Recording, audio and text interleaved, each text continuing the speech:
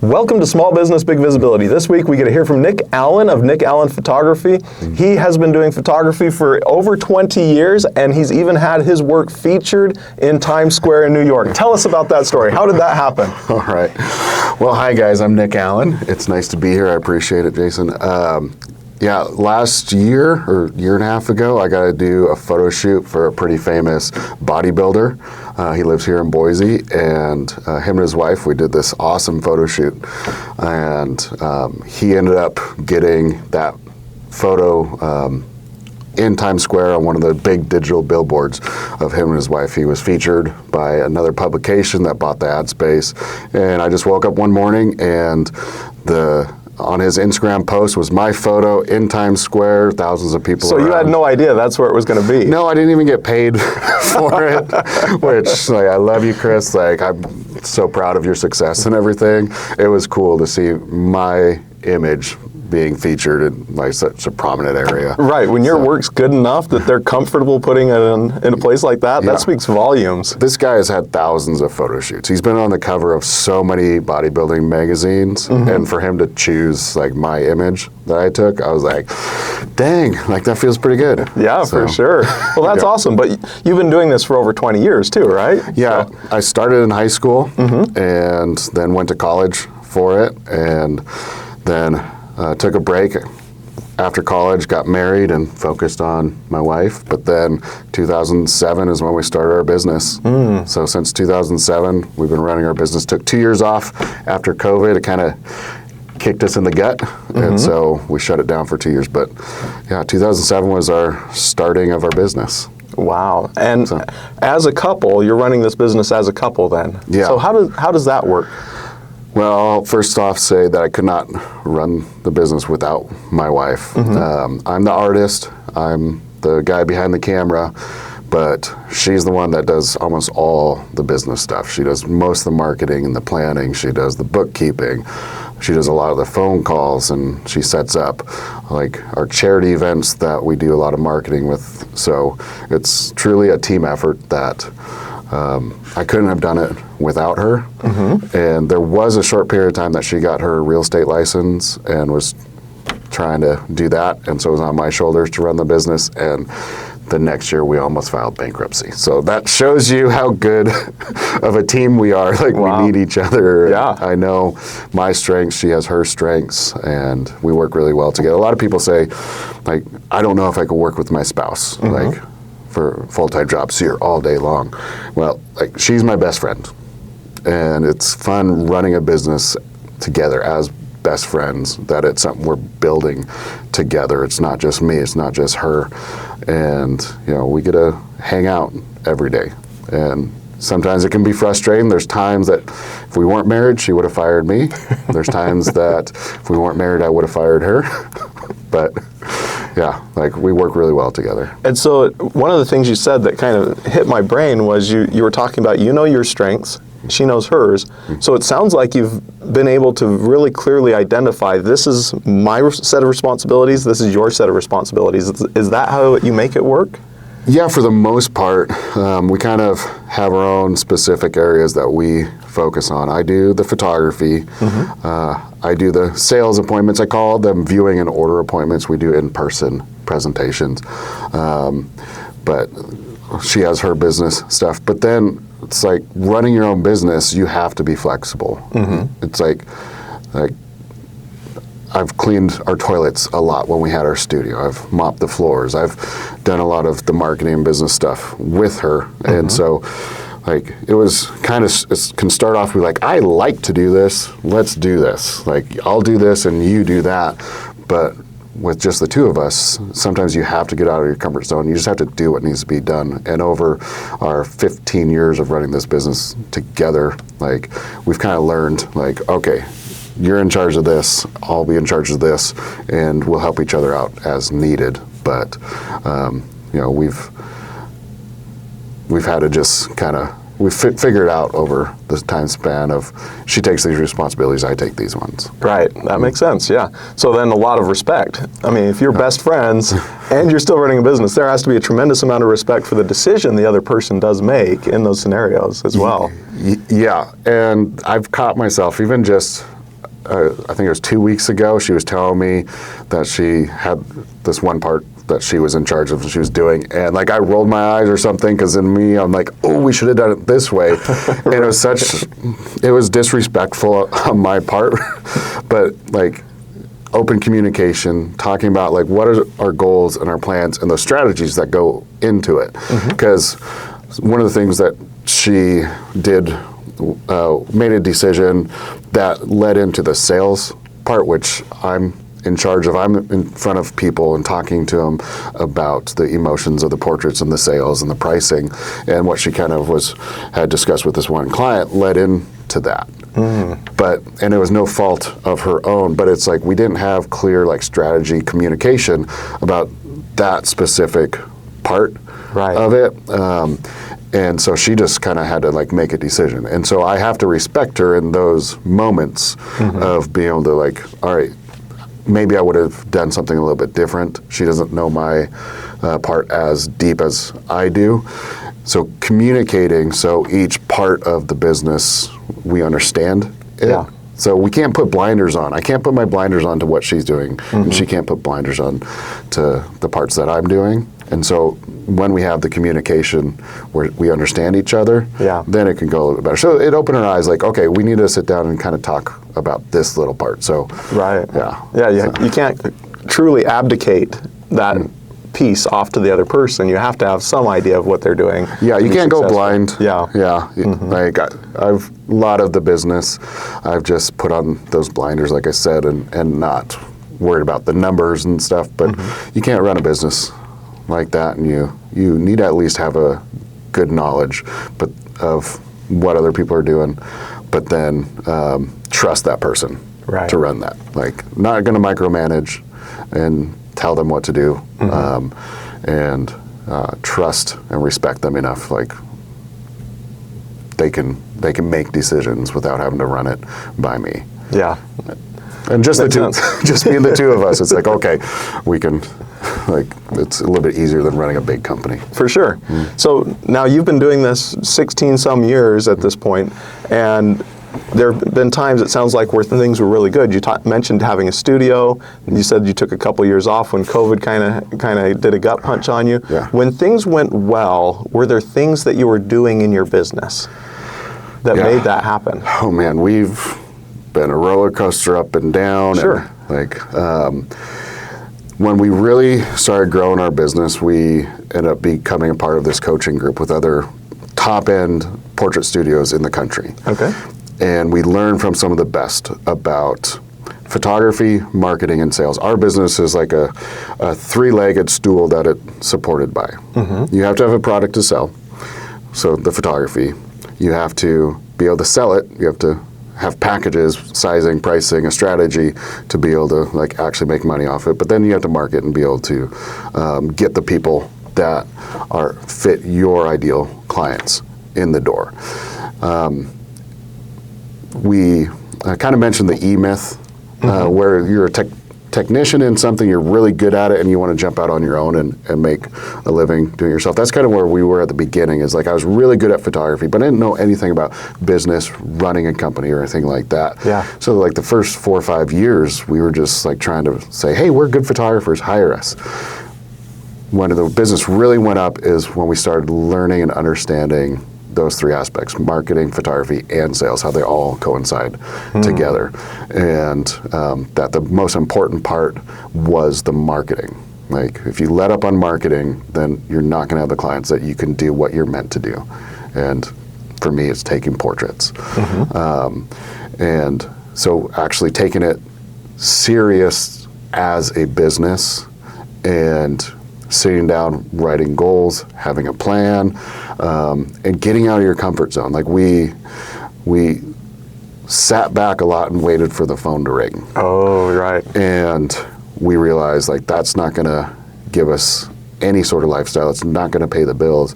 So getting out of our comfort zone, growing as individuals, as a person emotionally and spiritually and mentally, business-wise, and then having the guts just to be like, all right, this is scary, but I have to do this. We have to go out and meet people. Oh no, people. Right. Put ourselves out there and get involved in things, get involved in the community, let people know who we are.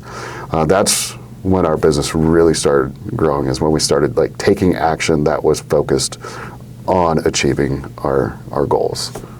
And so with this three-legged approach, I love that concept. You have to have a valid and good product. You have to have a good sales process, and you have to have good marketing. When you're doing the marketing side, you're telling the story of what it is you're offering people and how you're offering it to them. So how did you figure out what is our marketing lane? What is it that makes us different? How did that come about? Yeah, stories are so powerful, and the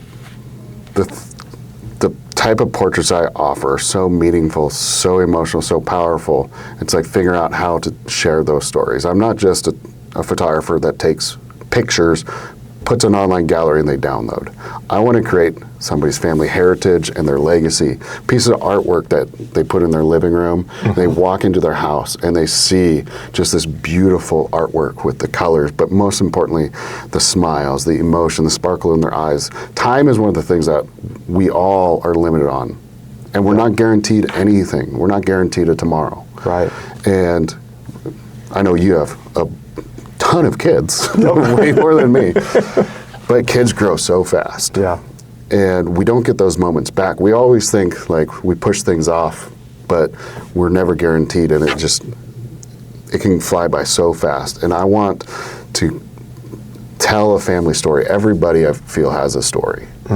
And being able to capture a family story at that moment that they can always look back on. Because what I love about my business is there's been so many times in our viewing order room, sitting on the couch next to a client, we have a box of tissues there. And when a mom and even a dad or grandma or grandpa start crying when they see these portraits of themselves and their family, they see the joy with their family and their kids. And knowing that putting something as emotional on their wall that they'll be able to see and cherish forever, because we never get that time back. And so being able to capture this moment in time that they can always end up having is one of the most like rewarding things for me in what I do, and be able to make a living off of it. It's not like selling a new car. I sold cars for 4 months, and it's like, cool, that's exciting, a new car. But our families should be the most important things in our lives. And so it is an emotional thing for me, and that's the lane that we found, that we need to tell that story. We need to see what, or share the emotions that a true artistic portrait will have for a family. It's not just something to be able to have on your phone and share on social media. Right. There's so much more to that. Yeah. And you found your ability is you can extract that and capture it in that moment on film, and then in the portrait when it's done. Yeah. Every photo that I take, and I do focus on portraits, but I also do some commercial work. I did this really cool photo last week of this $3,000 knife that $3,000. Gavin Hawk Knife Designs. Wow. His shop is in Iowa City, some of the best knives in the world. He is world renowned. And I got a photograph, been photographing some of his knives. It's a knife, it's an inanimate object. But a high school senior portrait, a family portrait, every single thing that I do, a sunrise, a sunset, a horse in a field, I want to elicit an emotion from it. That you see it, it's like, wow, like that's cool.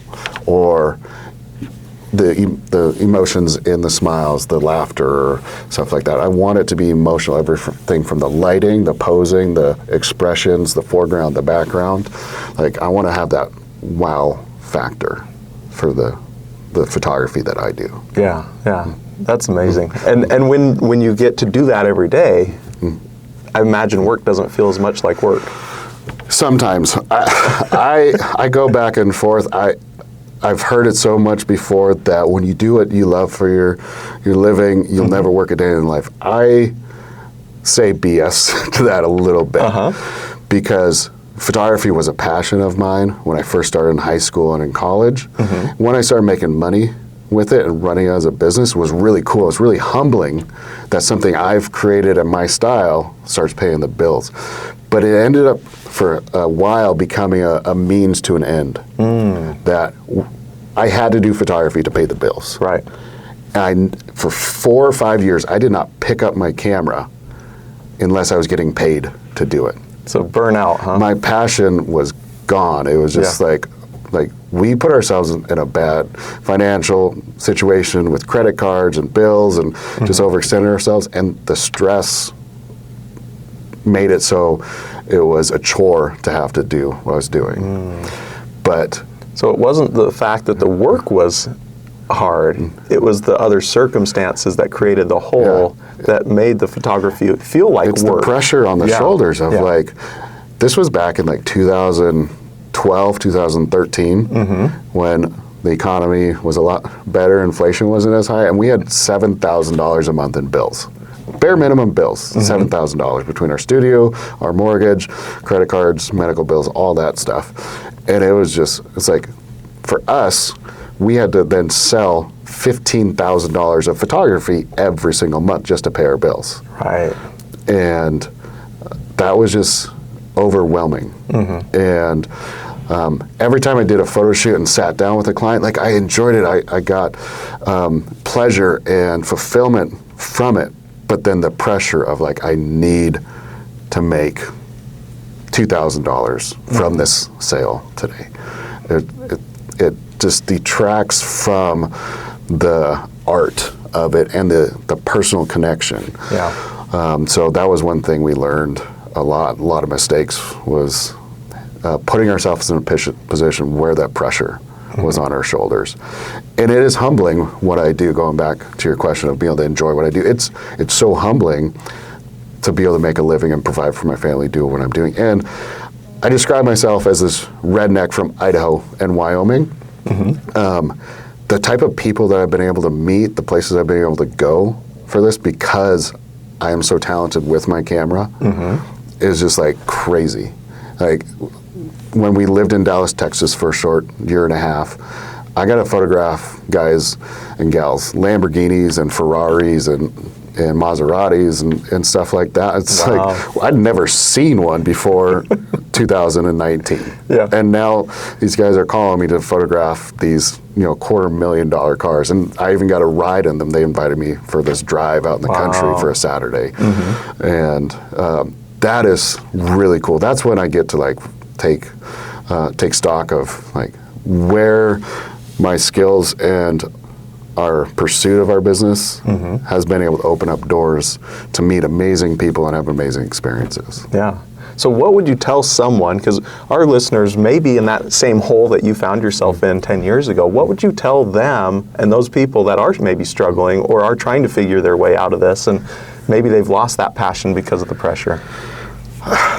Man, you need to be responsible and try to get your way out of it. One of the things that put us in that position was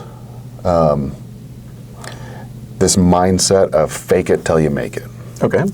And I think that's one of the worst things to be able to do. Like, you should pursue to be better, and sometimes you have to change some things to try to like fit in certain situations, but I hate inauthenticity. And so like, we are a high-end portrait artist we are not cheap, we are valuable. We create something that is so important. And so like, I'd say off the top of my head, our ideal clients, doctors and lawyers and just people you think that have a lot of money. And that's not necessarily the case. It's people that value their family, that are willing to, because some of our best clients were farmers or ranchers in Wyoming.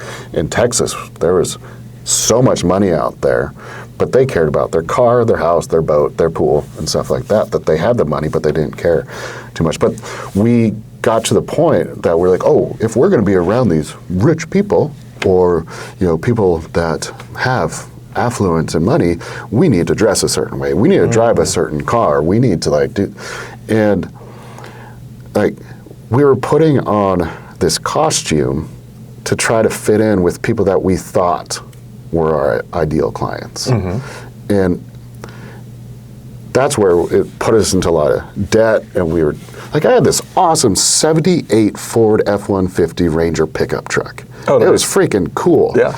But we were told by our business coach at the time, like, what's the owner of a car dealership going to think if you pull up to their house driving that? Like, so I got a $20,000 truck on a loan, and it was a cool truck, jacked up and everything, but we were paying like $400 or $500 a month for it. Then my wife had to get her another car, and then we were paying another $400 for that.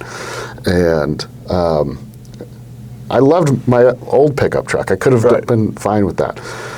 And so it sounds like you're saying, though, your ideal customer, they care about the product you produce, not the persona that you're portraying so much. Yeah. They want what you sell, not that you're driving the right vehicle. Yeah. And there are places that people will judge you on what you're wearing, the shoes that you have, the clothes, and the vehicle. But, like, our work speaks for itself. Yeah. You know, most of the people will see our work first. It's very, like, networking and being out in public, yeah, sometimes I'll meet somebody and then share with them what I do, give them a business card, and then they'll check it out. But a lot of people, they see my work and they are like, wow, this is unique, this is amazing. And then it comes down to that personal connection. Yeah. Do they actually feel like I care about them? Do they enjoy talking to me? Do they, like, want me around their family, taking photos with their kids, and, like, that personal connection? And then what I ultimately produce for them is the things that matter. People do business with people that they like. And I was trying to do business with people like that. I wanted them to like me for external things, not the person I am and the artwork that I create. Yeah.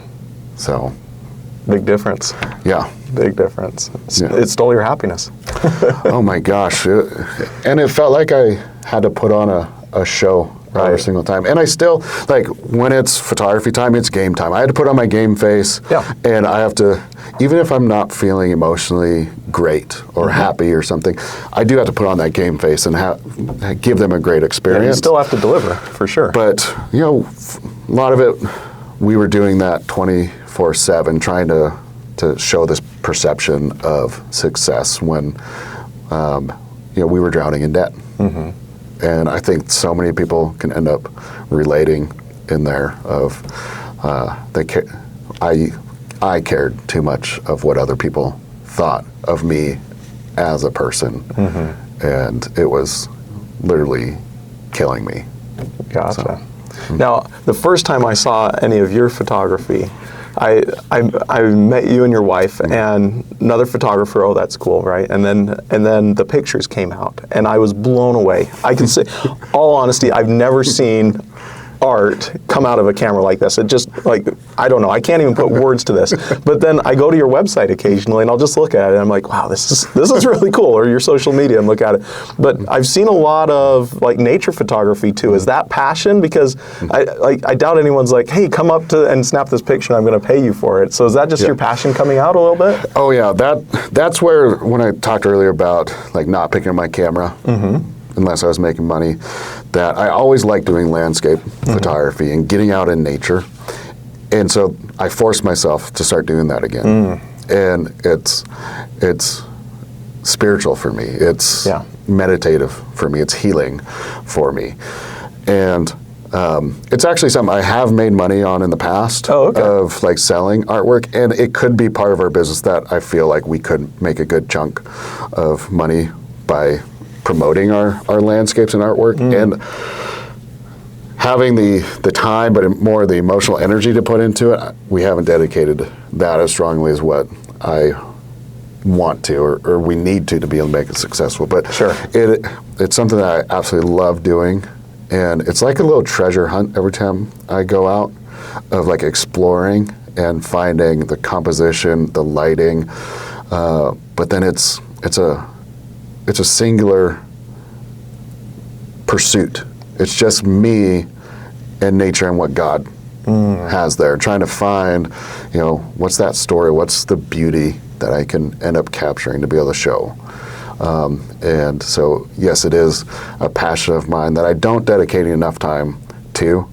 The guys and gals that do it full time, like, man, they are out there, like, constantly. They will scout out one area, one spot of dirt that has a scene, days and days, weeks or months to be able to get the right lighting, the right clouds and stuff. They will go back there time and time again.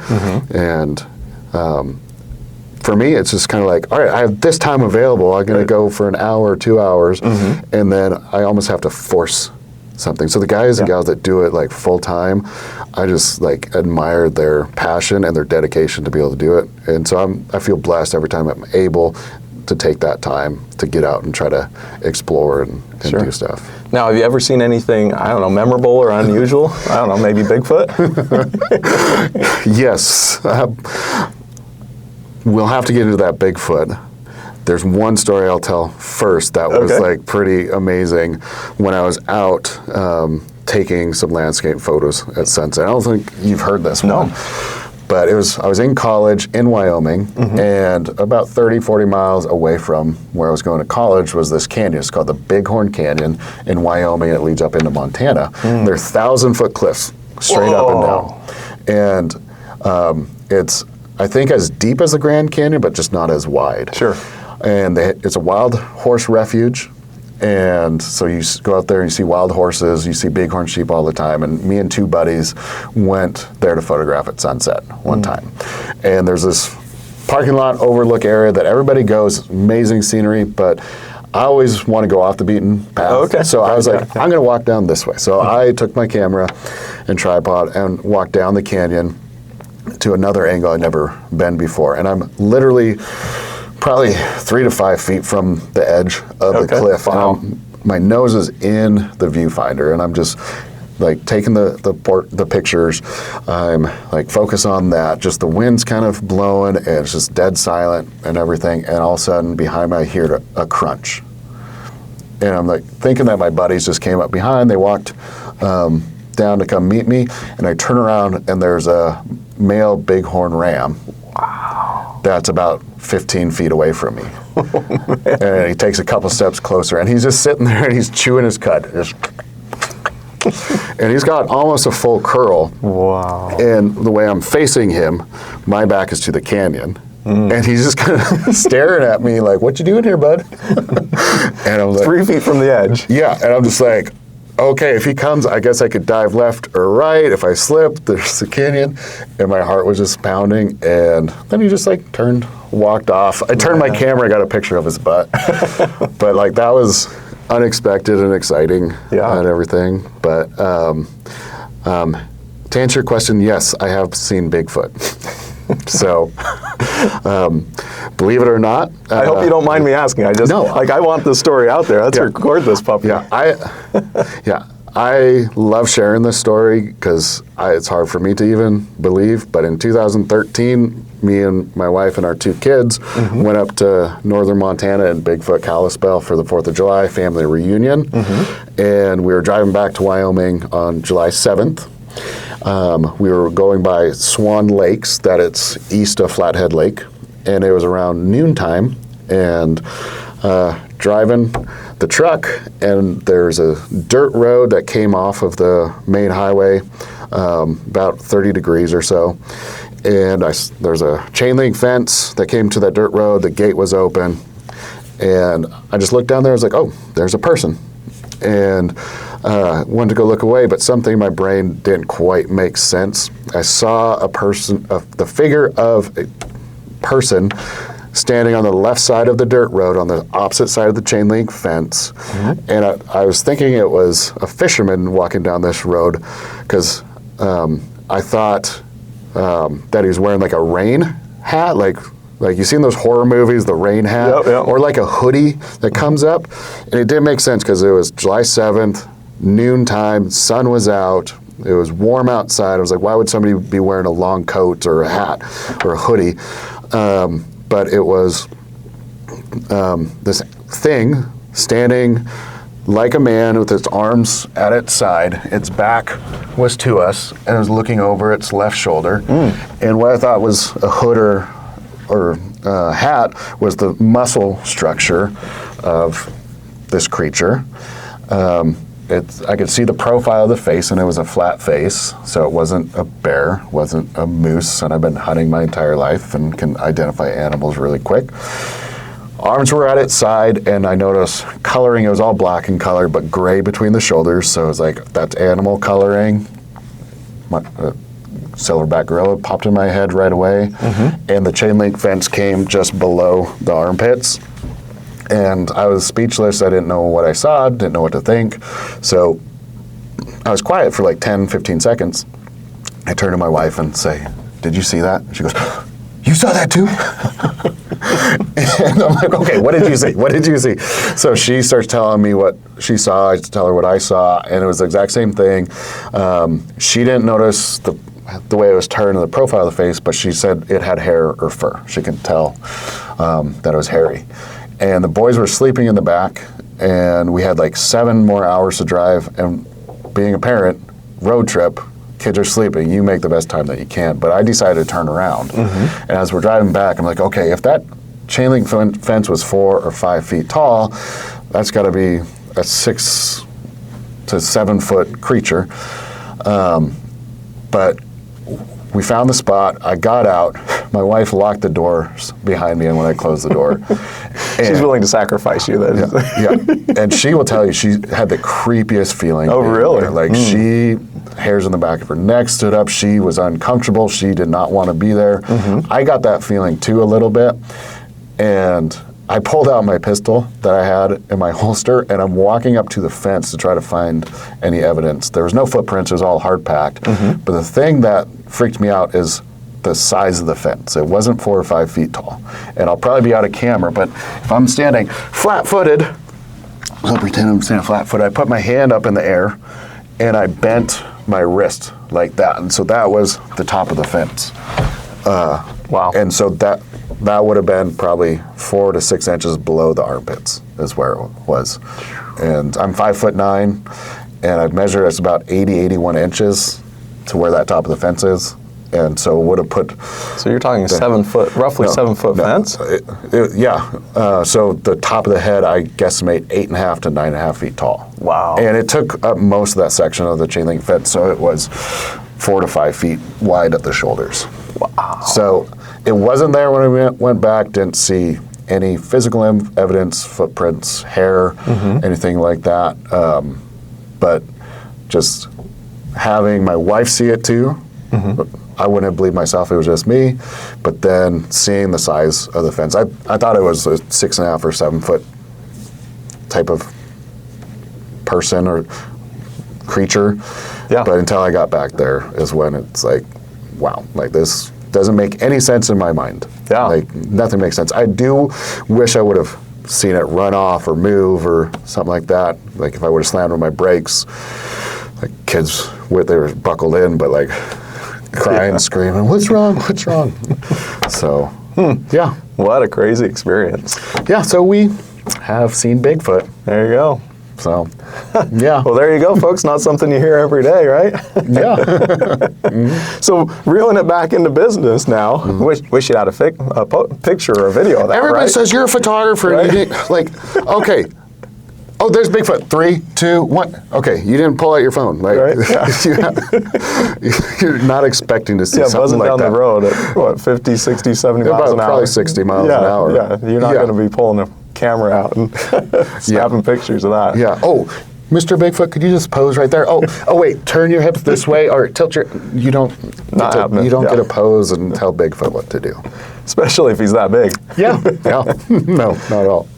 Well, thank you for sharing that story. That's fantastic. Yeah. So, coming back to business now, what's the vision? What's the big goal in life? Have you... Like, it used to be, like, we had these big materialistic goals. We wanted this big house. We wanted this vehicle, that vehicle. I want to be able to provide a living for my family. I want to be able to support charities and like use our finances to be able to like give back to the community. We want to be able to know that we can make a difference. I'll tell you a quick story, because like I said, stories are the most meaningful. Like, there's 2 photo shoots that I've done in my career that were the most powerful and meaningful photo shoots that I've ever done, and I made 0 money. It was the same year I did these photo shoots. This was back in Wyoming, and I was asked to do a high school senior portrait for this kid that we were neighbors at one point. We had barbecues with their whole family, and I was good acquaintances. I'd call him a friend, but we didn't really hang out. Like, but the mom called me and said, so and so is graduating. We'd love to do a senior photo. So they came to our house and we did a consultation talking about like what he wanted to do, what he was into. And I asked the mom, I was like, so how's your husband doing? And she said, I guess you didn't hear, he died this last year. Oh, wow. Had a brain aneurysm. He was 38 years old. Wow. And my heart sank and I got tears in my eyes, and I didn't know this happened. And we lived in a small town. And I cared for this guy. I didn't know him deeply, but every time I remember he'd drive downtown in his big truck, and every time he'd see me, he'd lean out the window and be like, Nick! It's just like, I cared for him and his family. And she told me, she's like, Nick, my husband always wanted to do family portraits with you, and we never got around to it. We never did. And I know he would want you to do my son's senior photos. So I know you're expensive, but it's worth it. I know it's what he would want. And I said, stop right there. I'm going to do this photo shoot for you completely free. I'm not going to charge you a dime, and I'm going to give you everything. Like, so you can do whatever you want. And we weren't giving any digitals back then. We weren't selling digitals. You had to buy the artwork, and our averages were in the thousands of dollars. And we didn't cut any corners. I did 3 photo shoots for this young man, and we just did some amazing work. A mutual friend ended up reaching out to us and heard we were doing a senior photos. Like, Nick, we want to help cover some of the costs for this family, so we've raised $500. And I'm like, well, I'm actually giving it to him for free, but if you want to donate that, we'll use that and go towards like something to actually print for him. So we printed this giant metal print, and it was of the kid wearing his dad's oil field outfit, his uniform, his t-shirt that had his dad's name on the shirt, with his dad's car in the background. Wow. And he was actually sitting on the ground against the tire, looking up at the sky, and I was able to get a picture of his dad in front of the same exact car, arms crossed. And I faded that photo out right where the sun was looking. My goodness. And I probably spent 20 hours doing photography, editing, and everything for him. And I was so thankful and blessed to be able to do that. And same year, almost same situation, but it was somebody that we had gone to church for, and the husband had committed suicide. He had his own demons, and he let them win. And it breaks my heart, because I've dealt with my own mental health issues. And if anybody's going through something, find somebody to reach out to. It is not worth leaving your family behind. And so we did the same thing for this young gentleman, and created some amazing stuff for the family that they will cherish for the rest of their life. Right. They have their portraits on the wall to help keep their family heritage, their legacy, and everything like that. I want to do more stuff like that. So, what a mission! I'm gonna cry. But yeah, it's more than just pictures to me. Yeah. Well, how can people find you? Like online, social media. Tell us how, if they want to see some of your work. All right. So our website is a great website to check out. We might end up changing the website name this year, but right now, currently, it's naphoto307.com. The link's going to be somewhere, Jason. Yep. Instagram is photo307, PHOTO 307, and then Facebook, Nick Allen Photography is the best places to be able to reach us. Perfect. Thank you so much for being on Small Business Big Visibility, and thank you for sharing so much with our audience. Everything from Bigfoot to heartwarming, inspiring stories. So thank you. Well, it's an honor. I appreciate, like I said, I feel like I'm just a redneck. And so being able to be invited here, I truly appreciate it. Thanks, man. All right, appreciate it.